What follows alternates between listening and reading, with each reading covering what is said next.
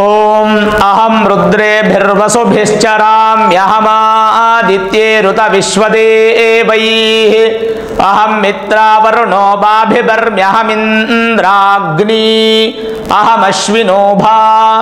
ಶ್ರೀ ಗುರುಭ್ಯೋ ನಮಃ. ಹರಿ ಓಂ. ಆತ್ಮೀಯ ಪ್ರಿಯ ಪ್ರೇಕ್ಷಕ ಮಿತ್ರರೇ, ನಿಮ್ಮೆಲ್ಲರ ಜೀವನ ಕ್ಷೇಮದಾಯಕ, ಲಾಭದಾಯಕ, ಸದಾ ಸಂತೃಪ್ತಿದಾಯಕವಾಗಿರಲಿ ಅಂತ ನನ್ನ ಆರಾಧ್ಯ ದೇವಿ ಹೊರನಾಡು ಅನ್ನಪೂರ್ಣೇಶ್ವರಿಯ ಪಾದಗಳಿಗೆ ನಮಸ್ಕರಿಸ್ತಾ, ಪ್ರಿಯ ಪ್ರೇಕ್ಷಕ ಮಿತ್ರರೇ, ಶ್ರಾವಣ ಮಾಸದ ಮಂಗಳ ಗೌರಿ ವ್ರತ ಹಬ್ಬವನ್ನು ಹೇಗೆ ಮಾಡಬೇಕು, ಯಾವ ರೀತಿಯಾಗಿ ಮಾಡಬೇಕು ಅನ್ನುವಂಥ ಮಾಹಿತಿಯನ್ನು ಕೊಡ್ತೇನೆ. ಈ ವರ್ಷ ಎಷ್ಟು ಮಂಗಳವಾರಗಳು ಬಂದಿದೆ? ಸಾಧಾರಣವಾಗಿ 4 ಅಥವಾ 5 ಮಂಗಳವಾರಗಳು ಬರುತ್ತೆ. ಈ ವರ್ಷ 4 ಮಂಗಳವಾರಗಳು ಮಂಗಳ ಗೌರಿ ವ್ರತದಲ್ಲಿ ಬಂದಿದೆ. ನಾಡಿನ ಸಮಸ್ತ ವೀಕ್ಷಕರಿಗೂ ಮಂಗಳ ಗೌರಿ ಹಬ್ಬದ ಹಾರ್ದಿಕ ಶುಭಾಶಯಗಳು.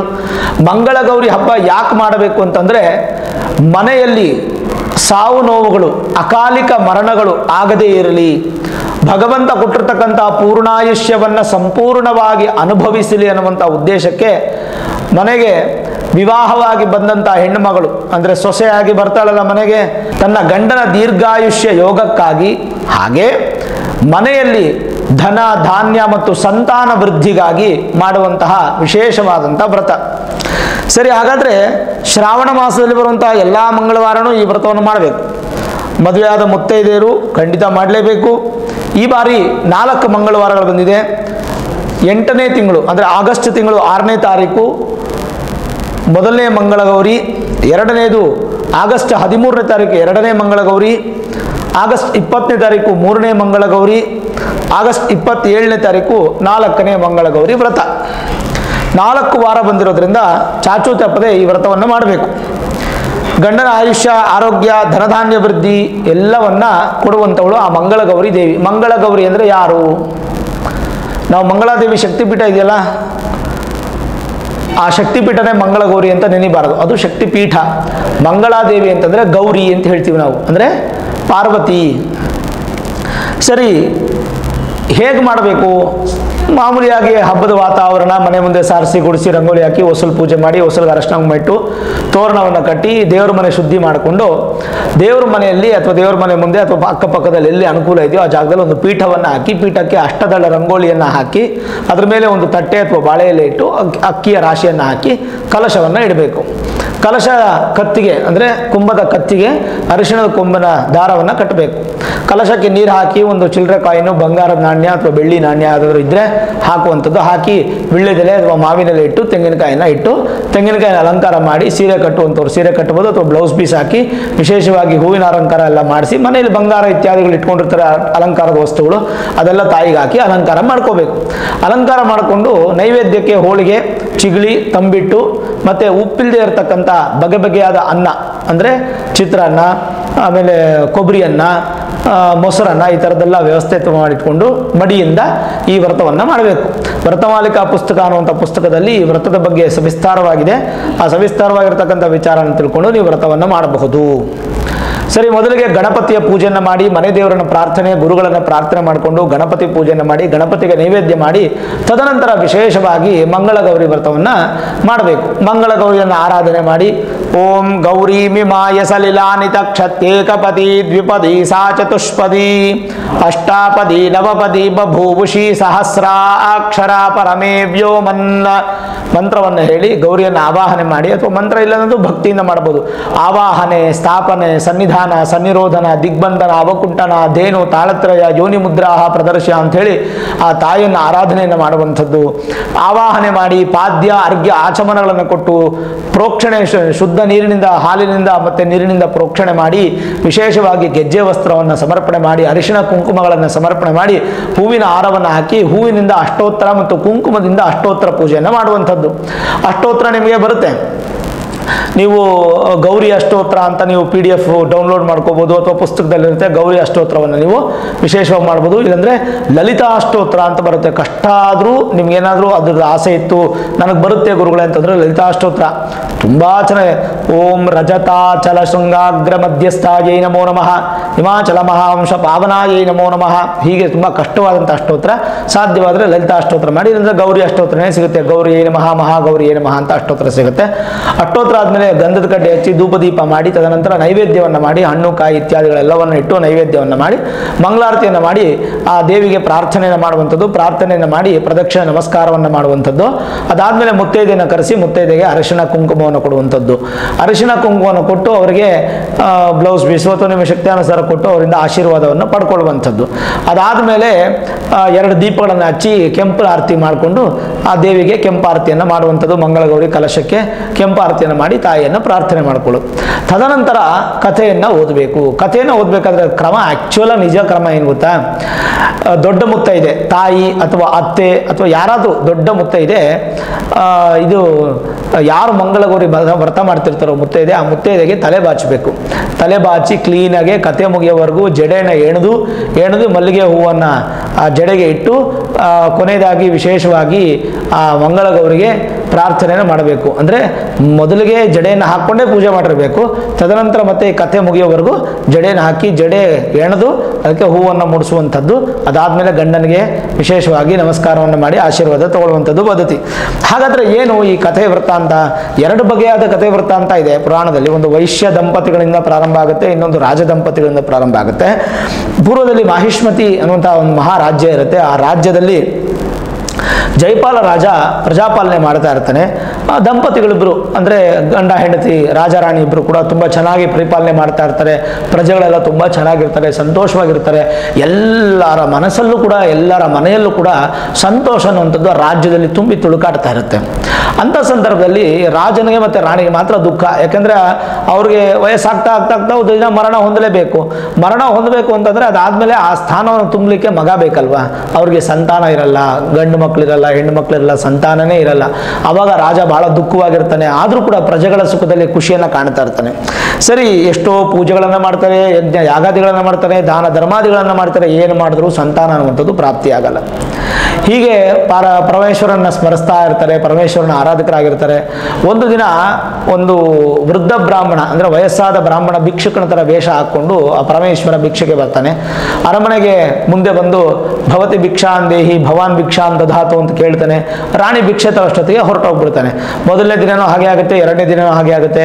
ತುಂಬ ಚಿಂತೆ ಆಗ್ಬಿಡುತ್ತೆ. ಅವಾಗ ರಾಜನಿಗೆ ಹೇಳ್ತಾರೆ, ಈ ಥರ 2 ದಿನನೂ ಭಿಕ್ಷೆ ಹಾಕೋಕ್ಕಾಗಲಿಲ್ಲ ನನ್ನ ಕೈಯಲ್ಲಿ, ನಾನು ಇದೇನು ತೊಗೊಂಡೋಗೋ ಟೈಮ್ ಕರೆಕ್ಟಾಗೆ ಭಿಕ್ಷುಕ ಹೊರಟು ಬಿಡ್ತಾ ಇದ್ದಾನೆ, ನನಗೆ ಬಹಳ ದುಃಖ ಆಗ್ತಿದೆ.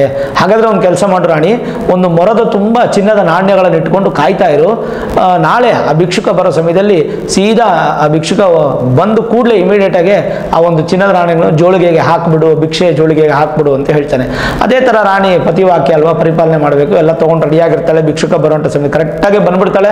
ಬಂದು ಇನ್ನೇನು ಜೋಳಿಗೆಗೆ ಹಾಕಬೇಕು ಅನ್ನೋಷ್ಟೊತ್ತಿಗೆ, ತಡಿ, ನಾನು ನಿನ್ನೊಂದಿಗೆ ಭಿಕ್ಷೆಯನ್ನು ತಗೊಳ್ಳೋದಿಲ್ಲ, ನಿನ್ನ ಭಿಕ್ಷೆ ನನಗೆ ಬೇಡ, ನೀನು ಬಂಜೆ, ನಿನಗೆ ಸಂತಾನ ಇಲ್ಲದೆ ಇರ್ತಕ್ಕಂಥ ಹೆಣ್ಣು ಮಗಳು, ನಿನ್ನ ಭಿಕ್ಷೆ ನನಗೆ ಬೇಡ ಅಂತ ಹೇಳಿದ ತಕ್ಷಣ ಆ ಚಿನ್ನದ ನಾಣ್ಯಗಳನ್ನೆಲ್ಲ ಕೆಳಗೆ ಹಾಕ್ಬಿಟ್ಟು ಕಿವಿಯನ್ನು ಮುಚ್ಕೊಂಡು, ಅಯ್ಯೋ ಎಂಥ ವಿಚಾರವನ್ನು ನಾನು ಕೇಳಿದೆ, ನಾನು ಬಂಜೆ ಅಂತ ಹೇಳಿಬಿಟ್ರಲ್ಲ, ಹಾಗಾದ್ರೆ ನಿಜವಾಗ್ಲೂ ನಾನು ಬಂಜೆ ಅಂತ ಭಾಳ ದುಃಖ ಪಟ್ಕೊಂಡು, ನನ್ನ ಮುಖ ನೋಡಿ ನನಗೆ ಮಕ್ಕಳಿಲ್ಲ ಅಂತ ಹೇಳಿದಂಥ ಈ ಒಂದು ಭಿಕ್ಷುಕನಿಗೆ ಎಷ್ಟು ಬಲ ಇರಬೇಕು, ಶಕ್ತಿ ಇರಬೇಕು. ಹಾಗಾದರೆ ಒಂದು ಸಾಮಾನ್ಯ ಭಿಕ್ಷುಕ ಅಲ್ಲ ಅಂತ ಹೇಳಿ ಕಾಲಕ್ಕೆ ಬಿದ್ದು ನಮಸ್ಕಾರ ಮಾಡಿ, ಅಯ್ಯ ನನಗೆ ಸಂತಾನ ಪ್ರಾಪ್ತಿಯಾಗೋದಕ್ಕೋಸ್ಕರ ಅದಾದರೂ ಒಂದು ದಾರಿಯನ್ನು ತೋರಿಸಿ ಅಂತ ಹೇಳಿದಾಗ, ಆಗ ವಿಶೇಷವಾಗಿ ಆ ಒಂದು ವಯಸ್ಸಾದ ಭಿಕ್ಷುಕ ಬ್ರಾಹ್ಮಣ ವೇಷದಲ್ಲಿರ್ತಕ್ಕಂಥ ಪರಮೇಶ್ವರ ಹೇಳ್ತಾನೆ, ನಿನ್ನ ಗಂಡನನ್ನು ಈ ದಿನ ರಾತ್ರಿ ಕಪ್ಪು ಕುದುರೆ ಏರಿ ಹೊರಡ್ಲಿಕ್ಕೆ ಹೇಳು.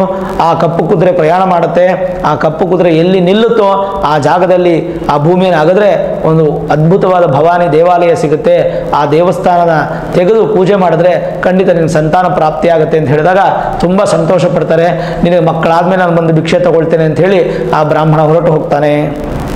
ಸರಿ ಅದೇ ಥರ ಆಯಿತು ಸ್ವಾಮಿ ಮಾಡ್ತೀವಿ ಅಂತೇಳಿ ತುಂಬ ಖುಷಿಯಿಂದ ಗಂಡ ಕಪ್ಪು ಕುದುರೆ ಏರಿ ಹೋಗ್ತಾನೆ. ಸುಮಾರು ದೂರ ಪ್ರಯಾಣ ಮಾಡಿ ಒಂದು ಕಡೆ ನಿಂತು ಬಿಡುತ್ತೆ. ಅಲ್ಲಿ ನಿಂತು ಕೂಡಲೇ ಅಗಿತಾನೆ. ಆ ಅಗೆದಾಗ ವಿಶೇಷವಾಗಿ ಭವಾನಿ ದೇವಸ್ಥಾನ ಕಾಣುತ್ತೆ. ಆ ದೇವಸ್ಥಾನ ಪೂರ್ತಿ ಶುದ್ಧಿ ಮಾಡಿ ಆ ದೇವಸ್ಥಾನದಲ್ಲಿ ಅಮ್ಮನವ್ರಿಗೆ ಪೂಜೆ ಮಾಡಿ ಪ್ರಾರ್ಥನೆ ಮಾಡಿದಾಗ ಆ ಮಂಗಳ ಗೌರಿ ಪ್ರತ್ಯಕ್ಷಳಾಗ್ತಾಳೆ. ಪೂಜೆ ಮಾಡಿ ಪ್ರಾರ್ಥನೆ ಮಾಡಿದಾಗ ಭವಾನಿ ಪ್ರತ್ಯಕ್ಷ ಆಗಿ ಹೇಳ್ತಾಳೆ, ಏನಕ್ಕೋಸ್ಕರ ನೀನು ನನ್ನನ್ನು ಪೂಜೆ ಮಾಡಿದೆ, ತಪಸ್ಸು ಮಾಡಿದೆ ಅಂತ ಕೇಳಿದಾಗ, ಅಮ್ಮ ನನಗೆ ಸಂತಾನವಿಲ್ಲ, ಹಾಗಾಗಿ ನೀನು ನನಗೆ ಸಂತಾನ ಪ್ರಾಪ್ತಿ ಮಾಡು ಅಂತ ಕೇಳಿದಾಗ, ನಿನಗೆ ಪೂರ್ಣ ಆಯುಷ್ ಆಗಿರ್ತಕ್ಕಂಥ ಹೆಣ್ಣು ಮಗಳ ಸಂತಾನ ಬೇಕಾ, ಅಲ್ಪಾಯುಷ್ ಆಗಿರ್ತಕ್ಕಂಥ ಗಂಡು ಮಗು ಸಂತಾನ ಬೇಕಂದಾಗ ನನಗೆ ಗಂಡು ಮಗು ಸಂತಾನನೇ ಬೇಕು ಅಂತ ಕೇಳ್ತಾನೆ. ಯಾಕಂದ್ರೆ ರಾಜ್ಯ ಆಳ್ಬೇಕಲ್ಲ. ಅಲ್ಪಾಯು ಅಂತಂದರೆ ಗೊತ್ತಾಗಲ್ಲ ರಾಜನಿಗೆ. ಅಲ್ಪಾಯ ಅಂದರೆ ಅವಾಗ 60 ವರ್ಷ 70 ವರ್ಷ ಅನ್ಕೋತಾನೆ. ಆದರೆ ಅದು ಬಹಳ ಅಲ್ಪಾಯು, ಅದ್ರ ಬಗ್ಗೆ ಮುಂದಕ್ಕೆ ಹೇಳ್ತೀನಿ. ಕೊನೆಗೆ ಗಂಡು ಮಗು ಬೇಕು ಅಂದಾಗ, ಸರಿ ದೇವಸ್ಥಾನದ ಹಿಂದೆ ಇರತಕ್ಕಂಥ ಮಾವಿನ ಮರ ಇದೆ, ಅಲ್ಲಿ ಹಣ್ಣನ್ನು ತಗೊಂಡೋಗು ನಿನ್ನ ಹೆಂಡತಿಗೆ ಕೊಡು, ನಿನ್ನ ಹೆಂಡತಿಯ ತಿಂದ ಮೇಲೆ ಗರ್ಭಿಣಿ ಆಗ್ತಾಳೆ ಅಂತ ಹೇಳಿ ಅಂತರ್ಧಾನ ಆಗ್ತಾಳೆ ತಾಯಿ. ಸರಿ ಹಿಂದೆ ಹೋಗ್ತಾನೆ. ಮಾವಿನ ಮರ ನೋಡಿ ಬಹಳ ಸಂತೋಷ ಪಟ್ಟು ಬಿಡ್ತಾನೆ. ಅಲ್ಲಿರುವಂಥದ್ದು ಎಲ್ಲ ಒಂದು 20-30 ಮಾವಿನ ಹಣ್ಣುಗಳನ್ನ ತುಂಬಿಕೊಂಡು ಒಂದು ಬುಟ್ಟಿಗೆ ಹೋಗ್ತಾನೆ. ಮನೆಗೆ ಹೋಗೋಷ್ಟೊತ್ತಿಗೆ ಒಂದೇ ಒಂದಿರುತ್ತೆ. ಸರಿ ವಿಧಿ ವಿಪರ್ಯಾಸ ಹೇಗೆ ನಡೆಯುತ್ತೋ ಆಗ ನಡೀಲಿ ಅಂತೇಳಿ ಆ ಒಂದು ಹಣ್ಣನ್ನು ತನ್ನ ಹೆಂಡತಿಗೆ ಕೊಟ್ಟು ಆ ಹೆಂಡತಿ ಆ ಒಂದು ಹಣ್ಣನ್ನು ಸ್ವೀಕಾರ ಮಾಡ್ತಾಳೆ. ಸ್ವೀಕಾರ ಮಾಡಿದ ಕೂಡಲೇ ತಾಯಿ ಆಶೀರ್ವಾದ ಗರ್ಭವತಿ ಆಗ್ತಾಳೆ.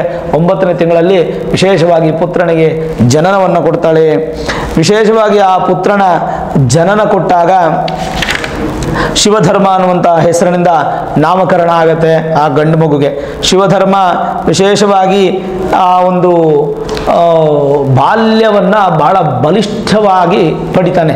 ಅಂದರೆ ಒಳ್ಳೆ ವಿದ್ವತ್ತು, ಜ್ಞಾನ, ಆರೋಗ್ಯ ಎಲ್ಲವನ್ನು ಪಡೆದು ಸಕಲ ಶಾಸ್ತ್ರಗಳನ್ನು ಅಧ್ಯಯನ ಮಾಡಿ 8 ವರ್ಷ ಕಳೆದ ನಂತರ ಆ ತಂದೆಗೆ ಮತ್ತು ತಾಯಿಗೆ ಅಂದರೆ ಜಯಪಾಲ ರಾಜನಿಗೆ ಮತ್ತು ತನ್ನ ಹೆಂಡತಿಗೆ ತನ್ನ ಮಗನಿಗೆ ಕಾಶಿ ಯಾತ್ರೆ ಮಾಡಿಸ್ಬೇಕು ಅಂತ ಆಸೆ ಆಗುತ್ತೆ. ಪೂರ್ವದಲ್ಲಿ ಎಲ್ಲರಿಗೂ ಕಾಶಿ ಯಾತ್ರೆ ಮಾಡಿಸ್ತಾರೆ. ಸರಿ ಹಾಗಾದರೆ ಸೋದರ ಮಾವನ ಜೊತೆಗೆ ಮಾಡಿ ಕಾಶಿ ಯಾತ್ರೆಗೆ ಕಳಿಸೋಣ ಅಂಥೇಳಿ ಕಾಶಿ ಯಾತ್ರೆಗೆ ಕಳಿಸ್ಕೊಡ್ತಾರೆ. ಸೋದರ ಮಾವ ಮತ್ತು ಶಿವಧರ್ಮ ಇಬ್ಬರು ಕಾಶಿ ಯಾತ್ರೆಗೆ ಹೊರಡ್ತಾರೆ. ಕಾಶಿ ಯಾತ್ರೆಗೆ ಹೋಗ್ತಾ ಹೋಗ್ತಾ ದಾರಿಯಲ್ಲಿ ವಿಶೇಷವಾದಂಥ ಒಂದು ಜಾಗದಲ್ಲಿ ಆ ಹೆಣ್ಣು ಮಕ್ಕಳೆಲ್ಲರೂ ಕೂಡ ಅಲ್ಲಿ ಆಟ ಆಡ್ತಾ ಇರ್ತಾರೆ. ಹೆಣ್ಣು ಮಕ್ಕಳು ಸರೋವರದಲ್ಲಿ ಸ್ನಾನವನ್ನು ಮಾಡಿಕೊಂಡು ಅವರು ಪೂಜೆಗೋಸ್ಕರ ಹೂಗಳನ್ನೆಲ್ಲ ತಗೊಂಡು ಹೋಗ್ಬೇಕಂತ ಸಂದರ್ಭದಲ್ಲಿ ವಾಗ್ವಾದಗಳಾಗ್ತಾ ಇರುತ್ತೆ. ಅಲ್ಲಿಗೆ ಸುಶೀಲೆ ಅನ್ನುವಂಥ ಒಂದು ಹೆಣ್ಣು ಮಗಳು ಬರ್ತಾಳೆ. ತನ್ನ ತಂದೆ ಜೊತೆಗೆ ಬರ್ತಾ ಇರೋದನ್ನು ನೋಡಿ ಆ ಒಂದು ಹೆಣ್ಣು ಮಕ್ಕಳೆಲ್ಲರೂ ಕೂಡ ಆ ಸುಶೀಲನ ಕಂಡು ತುಂಬ ಮೋಹಕ ಆಗ್ತಾರೆ. ಮೋಹಕ ಅಂತಂದರೆ ನಮಗಿಂತ ಎಷ್ಟು ಅಂದವಾಗಿದ್ದಾಳೆ, ಎಷ್ಟು ವರ್ಚಸ್ಸಿದೆ ಸುಶೀಲೆಗೆ ಅಂತ ಹೇಳಿ ಮಾತುಕತೆ ಮಾಡ್ತಾ ಇರ್ತಾರೆ ಸುಶೀಲೆ ಕನ್ಯೆಯನ್ನು ನೋಡಿ. ಆವಾಗ ಸುಶೀಲೆ ಅವ್ರ ತಂದೆ ಈ ಶಿವಧರ್ಮನನ್ನು ನೋಡಿದಾಗ ಅವ್ರಿಗೆ ಆಶ್ಚರ್ಯ ಆಗುತ್ತೆ. ಇಂಥ ಅದ್ಭುತವಾದ ಪ್ರಕಾಶಮಾನವಾಗಿರ್ತಕ್ಕಂಥ ಯುವಕನಿಗೆ ನನ್ನ ಮಗಳನ್ನ ಕೊಡಬೇಕು ಅಂತೇಳಿ ತನ್ನ ಮಗಳನ್ನು ಕನ್ಯಾದಾನ ಮಾಡಿ ಕೊಟ್ಟು ಬಿಡ್ತಾನೆ ಶಿವಧರ್ಮನಿಗೆ. ಸೋದರ ಮಾವನ ಒಂದು ಅನುಜ್ಞೆ ಪರ್ಮಿಷನ್ ಅನ್ನು ತಗೊಂಡು ಸರಿ ಮದುವೆನೂ ಆಗುತ್ತೆ. ಮದುವೆ ಆದ ಕೂಡಲೇ ಅವತ್ತು ರಾತ್ರಿ ಮಲ್ಕೊಂಡಿರ್ತಾಳೆ ಶಿವಧರ್ಮನ ಹೆಂಡತಿ. ಮಲ್ಕೊಂಡಿರ್ಬೇಕಾದ್ರೆ ಸುಶೀಲೆ ಕನಸಲ್ಲಿ ಮಂಗಳಾದೇವಿ ಪ್ರತ್ಯಕ್ಷ ಆಗಿ ಆ ಮಂಗಳಗೌರಿ ಹೇಳ್ತಾಳೆ, ನಿನ್ನ ಗಂಡನಿಗೆ ಅಲ್ಪಾಯುವು, ಇವತ್ತು ನಿನ್ನ ಗಂಡನ ಆಯುಷ್ಯ ಮುಗಿಯುತ್ತೆ, ಒಂದು ಕಪ್ಪು ನಾಗರ ಹಾವು ಬಂದು ಅವನನ್ನು ಕಚ್ಚಿ ಹೋಗುತ್ತೆ, ಪ್ರಾಣ ತೆಗೆಯುತ್ತೆ ಅಂತ ಹೇಳಿದಾಗ ತಾಯಿನ ಕನಸಲ್ಲೇ ಪ್ರಾರ್ಥನೆ ಮಾಡ್ಕೊಂಡಾಗ ತಾಯಿ ನನಗೆ ಪ್ರತಿಭಿಕ್ಷೆ ಕೊಡು ಅಂತ ಆ ಸುಶೀಲೆ ಕೇಳ್ತಾಳೆ. ಕೇಳಿದಾಗ ಸರಿ ಒಂದು ಹಾಲಿನ ಒಂದು ಚೊಂಬಲ್ಲಿ ಹಾಲನ್ನು ಹಿಡಿದಿಟ್ಕೋ, ಆ ಹಾವು ಬಂದ ಕೂಡಲೇ ಆ ಚೊಂಬಲ್ಲಿರ್ತಕ್ಕಂಥ ಹಾಲು ಕೊಡು, ನೀವೊಂದು ಕುಬ್ಬಸ ವಸ್ತ್ರ ಅಂದರೆ ಒಂದು ಬ್ಲೌಸ್ ಪೀಸನ್ನು ಇಟ್ಕೊಂಡು ಗಟ್ಟಿಯಾಗಿ ಆ ಹಾವನ್ನು ಕಟ್ಟಿ ಒಂದು ಮರದಲ್ಲಿ ಇಟ್ಟುಬಿಡು, ಮಾರನೇ ದಿನ ಬೆಳಗ್ಗೆ ಆ ಮರವನ್ನು ನಿನ್ನ ತಾಯಿಗೆ ಬಾಗಿನವನ್ನು ಕೊಡು ಅಂತ ಹೇಳಿದಾಗ ಆಯಿತು ಹಾಗೆ ಆಗಲಿ ಅಂತೇಳಿ ಕನಸಲ್ಲಿ ಅದನ್ನು ತಾಯಿಗೆ ನಮಸ್ಕಾರವನ್ನು ಮಾಡ್ತಾಳೆ. ಹಾಗೇನೇ ಎದ್ದೇ ಇರ್ತಾಳೆ, ಗಂಡನ ಎಲ್ಲಿ ಬಂದು ಹಾವು ಕಚ್ಚಿಬಿಡುತ್ತೋ ಅಂತ. ಸರಿಯಾದ ಸಮಯಕ್ಕೆ ಹಾವು ಬರುತ್ತೆ. ಆ ಮಂಗಳಗೌರಿ ಹೇಳಿದ ರೀತಿಯಾಗೇ ಮಾಡ್ತಾಳೆ. ಎಲ್ಲ ಮಾಡಾದ್ಮೇಲೆ ಬೆಳಗಿನ ಜಾವ ನುಸುಕಿನ ಜಾವ ಆಗುತ್ತೆ. ಸುಶೀಲೆ ಚೆನ್ನಾಗಿ ನಿದ್ರೆ ಮಾಡಿಬಿಟ್ಟಿರ್ತಾಳೆ. ಆದರೆ ಮದುವೆ ಆಗಿ ಸುಖಿಯಾಗಿದ್ದಂಥ ಶಿವಧರ್ಮನಿಗೆ ಕಾಶಿ ಯಾತ್ರೆ ಮರೆತು ಹೋಗಿರುತ್ತೆ. ಸಡನ್ನಾಗಿ ಎದ್ದು ಅಯ್ಯೋ ಕಾಶಿ ಯಾತ್ರೆ ಮುಗಿಸಿಲ್ವಲ್ಲ ಅಂಥೇಳಿ ಎದ್ದು ತನ್ನ ಸೋದರ ಭಾವನ ಕರ್ಕೊಂಡು ಕಾಶಿಗೆ ಹೊರಟು ಬಿಡ್ತಾನೆ. ಬೆಳಗ್ಗೆ ಎದ್ದು ನೋಡು ಗಂಡನ ಕಾಣ್ತಾ ಇರಲಿಲ್ಲ. ಮಂಗಳಗೌರಿ ಹೇಳ್ದಂಗೆ ಆಗೋಯ್ತೇನೋ ಅಂದ್ಬಿಟ್ಟು ಭಯ ಪಡ್ತಾಳೆ. ಅದಾದ ನಂತರ ಏನು ಮಾಡ್ತಾಳೆ, ಮರ್ತೋಗ್ಬಿಡುತ್ತೆ, ಬಾಗಿನ ಕೊಟ್ಟರು ಮರ್ತೋಗುತ್ತೆ. ಕೂಡಲೇ ಬಾಗಿನವನ್ನು ತಗೊಂಡು ಹೋಗಿ ವಿಶೇಷವಾಗಿ ತನ್ನ ತಾಯಿಗೆ ಕೊಟ್ಟು ನಮಸ್ಕಾರವನ್ನು ಮಾಡ್ತಾಳೆ. ಆ ಬಾಗಿನವನ್ನು ತೆಗೆದು ನೋಡಿದಾಗ ಅಲ್ಲಿ ಹಾವಿರಲ್ಲ, ಮುತ್ತಿನ ಹಾರ ಇರುತ್ತೆ. ಆ ಮುತ್ತಿನ ಹಾರವನ್ನು ಇಟ್ಕೊಂಡು ಆ ಒಂದು ವಿಶೇಷವಾದಂಥ ಅವ್ರು ತಂಗಿರುವಂಥ ಜಾಗದಲ್ಲಿ ಅನ್ನದಾನ ಸತ್ರವನ್ನು ಕಟ್ಟಿ ಎಲ್ಲರಿಗೂ ಅನ್ನದಾನ ಮಾಡ್ತಾ ಇರ್ತಾರೆ. ಇವರು ಸೋದರ ಮಾವ ಮತ್ತು ವಿಶೇಷವಾಗಿ ಶಿವಧರ್ಮ ಕಾಶಿ ಯಾತ್ರೆಯನ್ನು ಮುಗಿಸ್ಕೊಂಡು ಬರಬೇಕಾದ್ರೆ ಇವರನ್ನು ಕಾಣ್ತಾನೆ. ಕಂಡಾಗ ಆಶ್ಚರ್ಯವಾಗುತ್ತೆ. ಇಷ್ಟೊಂದು ಅಂದರೆ ದಾರಿ ಮಧ್ಯದಲ್ಲಿ ಇಲ್ಲೇ ಅನ್ನ ಹಾಕಿದ್ರು ಹೋಗಿ ತಿನ್ನುವಂಥ ಪದ್ಧತಿ ಹಿಂದಿನ ಕಾಲದಲ್ಲಿ ರಾಜರಾಗ್ಬೋದು, ಭಿಕ್ಷಕರಾಗ್ಬೋದು, ಯಾರಾಗ್ಬೋದು ಸರಿ ಸಮಾನವಾಗಿ ಕುತ್ಕೊಂಡು ತಿಂತಾಯಿದ್ರು. ಅನ್ನಪೂರ್ಣೇಶ್ವರಿ ಆಶೀರ್ವಾದನಿಗೆ ಊಟ ಮಾಡಬೇಕಾದ್ರೆ ಅವಳು ನೋಡ್ತಾಳೆ, ಸುಶೀಲೆ ನೋಡ್ತಾಳೆ, ನನ್ನ ಗಂಡನಲ್ವಾ ಅಂತ ಹೇಳ್ಬಿಟ್ಟು ಯೋಚನೆ ಮಾಡಿಬಿಟ್ಟು ಕೇಳ್ತಾಳೆ, ನೀವು ನನ್ನ ಗಂಡ, ನನ್ನ ಮದುವೆ ಆಗಿದ್ರೆ ಅಂದಾಗ ನನಗೆ ಜ್ಞಾಪಕ ಇಲ್ಲ ಅಂತ ಹೇಳ್ತಾನೆ. ಶಿವಧರ್ಮ ಅವಾಗ ಅವ್ರು ಕೊಟ್ಟಂಥ ಒಂದು ಉಂಗುರ ಕೊಟ್ಟಿರ್ತಾನೆ, ಯಾರೋ ಶಿವಧರ್ಮ ಒಂದು ಉಂಗುರವನ್ನು ಕೊಟ್ಟಿರ್ತಾನೆ. ಆ ಉಂಗುರನ ತೋರಿಸಿದಾಗ ಹೌದು ನನ್ನ ಉಂಗುರನೇ, ನನ್ನ ಹೆಣತಿನೇ ಅಂತ ಹೇಳಿ ಅವರು ತದನಂತರ ಅವರಿಬ್ಬರು ಕೂಡ ತನ್ನ ರಾಜ್ಯಕ್ಕೆ ಬರ್ತಾರೆ. ವಿಶೇಷವಾಗಿ ಜಯಪಾಲ ಆಳ್ತಾ ಇರ್ತಕ್ಕಂಥ ರಾಜ್ಯಕ್ಕೆ ಬಂದು ಎಲ್ಲ ವಿಧಿವಿಧಾನಗಳನ್ನು ಹೇಳಿದಾಗ ಆಶ್ಚರ್ಯ ಆಗುತ್ತೆ. ಆಶ್ಚರ್ಯ ಆಗಿ ಒಂದು ವಿಚಾರ ಏನಪ್ಪ ಅಂತಂದರೆ, ಮಂಗಳಗೌರಿ ಯಾವುದೋ ಕಾರಣಕ್ಕೆ ಈ ಒಂದು ವ್ರತವನ್ನು ನಮಗೆ ತಿಳಿಸ್ಕೊಟ್ಟಿದ್ದಾಳೆ, ಹಾಗಾಗಿ ವ್ರತವನ್ನು ಮಾಡ್ತೀನಿ ಮಾವಯ್ಯ ಅಂತ ಹೇಳಿದಾಗ ಖಂಡಿತ ಮಾಡುತ್ತಾಯಿ ಅಂಥೇಳಿ ಅವತ್ತಿನಿಂದ ಪ್ರತಿ ವರ್ಷ ಶ್ರಾವಣ ಮಾಸದಲ್ಲಿ ಬರುವಂತಹ ಮಂಗಳವಾರ ದಿನ ಮಂಗಳಗೌರಿ ವ್ರತವನ್ನು ಆಚರಣೆ ಮಾಡ್ತಕ್ಕಂಥದ್ದು, ದೀಪದ ಆರತಿಗಳನ್ನು ದೇವರಿಗೆ ಮಾಡುವಂಥದ್ದು, ವಿಶೇಷವಾಗಿ ಈ ಒಂದು ಪೂಜಾ ಕೈಂಕರ್ಯವನ್ನು ಆ ಸುಶೀಲೆ ಕ್ರಮಬದ್ಧವಾಗಿ ಶಾಸ್ತ್ರೀಯವಾಗಿ ತಾನು ಇರುವಷ್ಟವರೆಗೂ ಮಾಡಿ ಅಂತ್ಯದಲ್ಲಿ ಸುಮಂಗಲಿ ಸಾವನ್ನು ಅಂದರೆ ಮುತ್ತೈದೆ ಸಾವನ್ನು ಪಡಿತಾಳೆ. 8-9 ವರ್ಷಕ್ಕೆ ಸಾಯಬೇಕಾಗಿದ್ದಂಥ ಆ ಒಂದು ಯುವರಾಜ ಮುತ್ತೈದೆ ಸಾವನ್ನು ಪಡೆದಿರ್ತಕ್ಕಂಥ ಆ ಸುಶೀಲೆ ತದನಂತರ ಅವನ ಸಾವು ಬರುತ್ತೆ. ಅಂದರೆ ಅದರ ಅರ್ಥ ಸುಮಾರು 80 ವರ್ಷ 100 ವರ್ಷವನ್ನು ಆ ಒಂದು ಶಿವಧರ್ಮ ಅನ್ನುವಂಥ ಯುವರಾಜ ಪಡಿತಾನೆ. ಅಲ್ಲಿಗೆ ವಿಶೇಷವಾದಂಥ ವಿಚಾರ ಏನಂತಂದರೆ, ಈ ಮಂಗಳಗೌರಿ ವ್ರತವನ್ನು ಪತಿಯ ದೀರ್ಘಾಯುಷ್ಯಕ್ಕಾಗಿ ಆರೋಗ್ಯ ಹಾಗೂ ಸಂತಾನ ಪ್ರಾಪ್ತಿಗಾಗಿ ಮಾಡುವಂತಹ ವಿಶೇಷವಾದಂಥ ವ್ರತ ಆಗಿದೆ. ಈ ಒಂದು ವ್ರತವನ್ನು ಮದುವೆ ಆದಂಥ ಎಲ್ಲ ಮುತ್ತೈದೆಯರು ಕೂಡ ಕ್ರಮಬದ್ಧವಾಗಿ ಶಾಸ್ತ್ರೋಕ್ತವಾಗಿ ಇದನ್ನು ಮಾಡುವುದರಿಂದ ಆ ತಾಯಿಯ ಆಶೀರ್ವಾದ ಅನ್ನುವಂಥದ್ದು ಸಿಕ್ಕಿ ಭೂಲೋಕದಲ್ಲಿ ಬೇಕಾದ ಸಮಸ್ತ ಸುಖ ಸೌಖ್ಯಗಳನ್ನು ಅನುಭವಿಸಿ ಅಂತ್ಯಕಾಲದಲ್ಲಿ ಸಾಕ್ಷಾತ್ ಪರಮೇಶ್ವರನ ಲೋಕವನ್ನು ಪಡಿತಾರೆಂಬಲ್ಲಿಗೆ ವಿಶೇಷವಾದಂಥ ಈ ಒಂದು ಮಂಗಳಗೌರಿ ವ್ರತ ಪುರಾಣ ಕಥೆಯು ಸಮಾಪ್ತಿಯಾಗುತ್ತೆ. ನೋಡಿದ್ರಲ್ಲ ವೀಕ್ಷಕರೇ, ಈ ವ್ರತದ ಪೂಜೆ ಮಹಿಮೆ, ಕಥೆ ಮಹಿಮೆ ಎಲ್ಲವನ್ನು ತಿಳಿಸಿದ್ದೀನಿ. ಯಾರ್ಯಾರು ನಮಗೆ ಪದ್ಧತಿ ಇಲ್ಲ ಗುರುಗಳೇ, ನಾವು ಮಾಡಬಾರ್ದು ಆ ಥರದ್ದೆಲ್ಲ ಯೋಚನೆ ಮಾಡೋ ಅವಶ್ಯಕತೆ ಇಲ್ಲ. ಪದ್ಧತಿ ಇರಲಿ ಇಲ್ಲದೆ ಹೋಗಲಿ, ನೀವು ಮಾಡುವಂಥದ್ದು ಉತ್ತಮ. ಇದು ಒಂದು ಯೂನಿವರ್ಸಲ್ ಪೂಜೆ, ಇಂಥದ್ದು ಕ್ರಮ ಆಚರಣೆ ಮಾಡಬೇಕಂತಿಲ್ಲ, ಎಲ್ಲರೂ ಮಾಡುವಂತಹ ಪೂಜೆ, ಎಲ್ಲ ಧರ್ಮೀಯರು ಮಾಡುವಂತಹ ಪೂಜೆ. ಹಾಗಾಗಿ ಇದನ್ನು ಶಾಸ್ತ್ರೋಕ್ತವಾಗಿ ಮಾಡಿ ಭಕ್ತಿಯಿಂದ ಮಾಡಿ, ನಿಮಗೆ ಖಂಡಿತ ಒಳ್ಳೆಯದಾಗುತ್ತೆ. ಆ ಭಗವಂತ ನಿಮಗೆ ಆಶೀರ್ವಾದವನ್ನು ಮಾಡ್ತಾನೆ. ಈ ವಿಡಿಯೋ ಇಷ್ಟ ಆಗಿದ್ರೆ ಲೈಕ್ ಮಾಡಿ, ಶೇರ್ ಮಾಡಿ, ಮುಖ್ಯವಾಗಿ ನಮ್ಮ ಚಾನಲ್ಗೆ ಸಬ್ಸ್ಕ್ರೈಬ್ ಮಾಡಿ, ಬೆಲ್ ಐಕಾನ್ ಅನ್ನು ಪ್ರೆಸ್ ಮಾಡಿ. ಪ್ರತಿನಿತ್ಯ ನಾನು ಪೂಜೆ ಮಾಡುವಂತಹ ನನ್ನ ಆರಾಧ್ಯ ದೇವಿ ಹೊರನಾಡು ಅನ್ನಪೂರ್ಣೇಶ್ವರಿ ಆಶೀರ್ವಾದ ಅನುಗ್ರಹ ಸದಾಕಾಲ ಮತ್ತೊಮ್ಮೆ ನಿಮ್ಗೆ ಸಿಗಲಿ ಅಂತ ಪ್ರಾರ್ಥನೆ ಮಾಡ್ತಾ, ಸರ್ವೇ ಜನಾಃ ಸುಖಿನೋ ಭವಂತು, ಸಮಸ್ತ ಸನ್ಮಂಗಳಾನಿ ಭವಂತು.